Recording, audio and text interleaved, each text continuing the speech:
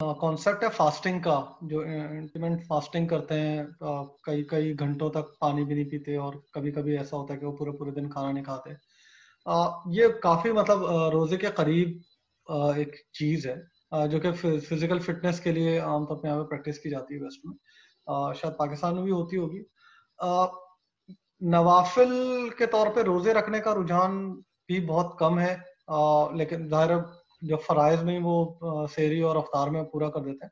تو یہ جو ہیلدی پریکٹسز ہیں، وہ مسلمانوں کے اندر آپ کو کیا وجہ سمجھ میں آتی ہے کہ حالانکہ عبادت ہے، تو وہ ہوگی تو صرف 10 محرم کو ہی رکھ لیں گے، زیادہ سے زیادہ 9-10 محرم کو، یا ایسی اوکیزنس پہ رکھیں گے جب جو پیچھے کسی روایات میں ذکر ہوا ہو، یا رمضان میں رکھ لیتے ہیں روزے. لیکن normal throughout the year, حالانکہ پیر اور جمعرات کو روزہ رکھنے کا بھی کافی تمام کیا کرتے تھے حضور اکرم صلی اللہ علیہ وسلم، لیکن عام طور پہ یہ پریکٹس نہیں ہوتی، یعنی کہ بہت جو دیندار شخص ہوتا ہے وہی کر رہا ہوتا ہے شادر و ناظر. ہاں دیکھیں، جو آپ نے انٹرمیڈیٹ فاسٹنگ کی بات کی یا واٹر فاسٹنگ کی بات کی، یہ انسان کے جو امیون سسٹم ہے اس کو بوسٹ کر دیتا ہے، اور یہ ہیلتھ کے لیے بہت فائدہ مند ہوتی ہے. اس کے 2 دن کے، 3 دن کے، 5 دن کے، 7 دن کے، 10 دن کے، 21 دن کے بھی کورسز ہوتے ہیں.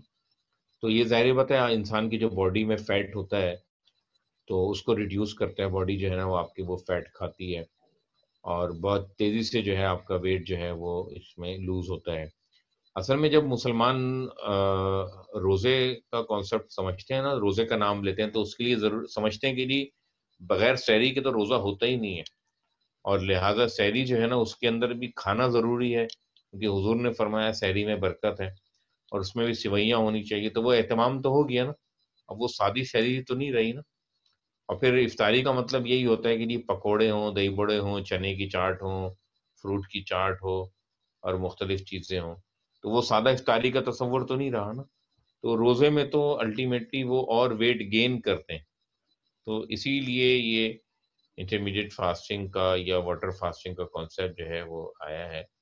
اور پھر روزے میں یہ ہے کہ آپ کی انرجی چونکہ ڈاؤن ہوتی ہے تو آپ اس میں کھاتے بھی نہیں ہیں، پیتے بھی نہیں ہیں. واٹر فاسٹنگ کا یا فاسٹنگ کا ایک فائدہ یہ ہے کہ آپ اس میں پانی پیتے رہتے ہیں، یا آپ کو کہیں انرجی آپ نے اپنے اندر اس کے ڈیفیشٹ جو ہے وہ فیل کیا، تو آپ جو ہے کوئی فروٹ کھا لیا آپ نے یا کوئی جوس پی لیا.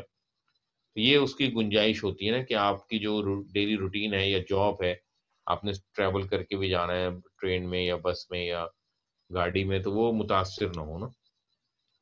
تو فاسٹنگ میں تو پھر یہ ہے کہ آپ کے اوپر بہت سارا یعنی روزے میں آپ کے اوپر بہت ساری پابندیاں لگ جاتی ہیں. تو فاسٹنگ اس بہتر لوگ اس کو محسوس کرتے ہیں.